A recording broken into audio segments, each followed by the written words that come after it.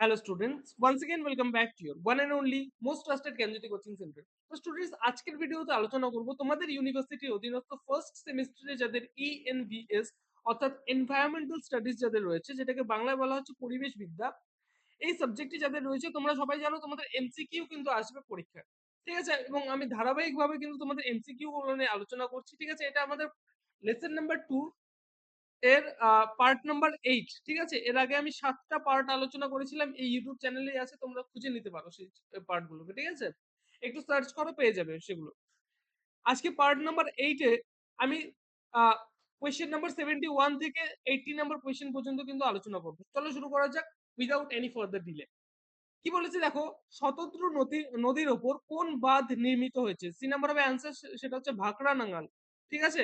ভারতের দীর্ঘতম বাঁধ কোনটি? হীরাকুদ বাঁধ হচ্ছে ভারতের দীর্ঘতম বাঁধ। নাম্বার 73, নাগার্জুন সাগর বাঁধ কোন নদীর ওপর গড়ে উঠেছে? বি নাম্বার হবে অ্যান্সার, সেটা হচ্ছে কৃষ্ণা নদীর ওপর। সর্দার সরোবর সরোবর বাঁধ কোন নদীর ওপর তৈরি করা হয়েছে? ডি নাম্বার হবে অ্যান্সার, সেটা হচ্ছে নর্মদা নদীর ওপর। পশ্চিমবঙ্গের দামোদর নদের ওপর কোন বাঁধটি গড়ে উঠেছে? সি নাম্বার হবে অ্যান্সার, সেটা হচ্ছে পাঞ্চেত।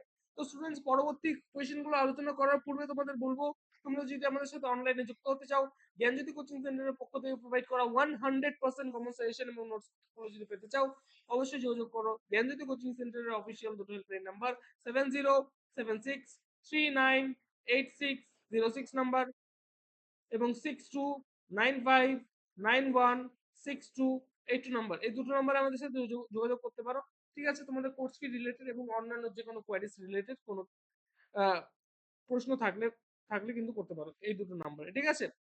এছাড়া আমাদের ওয়েবসাইট ভিজিট করতে পারো www.জ্ঞানজ্যোতি GYANJYOTI জ্ঞানজ্যোতি.info INFO দিয়ে যদি তোমরা সার্চ করো, তাহলে কিন্তু আমাদের অফিসিয়াল ওয়েবসাইটে তোমরা পৌঁছে যাবে। চলো শুরু করা যাক পরবর্তী প্রশ্নগুলো। মাইথন বাঁধ কোন নদীর উপর গড়ে উঠেছে? এ নাম্বার হবে অ্যান্সার, সেটা হচ্ছে বরাকর। পৃথিবীর প্রাচীনতম বাঁধ কোনটি? ডি নাম্বার হবে অ্যান্সার, সেটা হচ্ছে জাওয়া বাঁধ, ঠিক আছে? হ্যাঁ।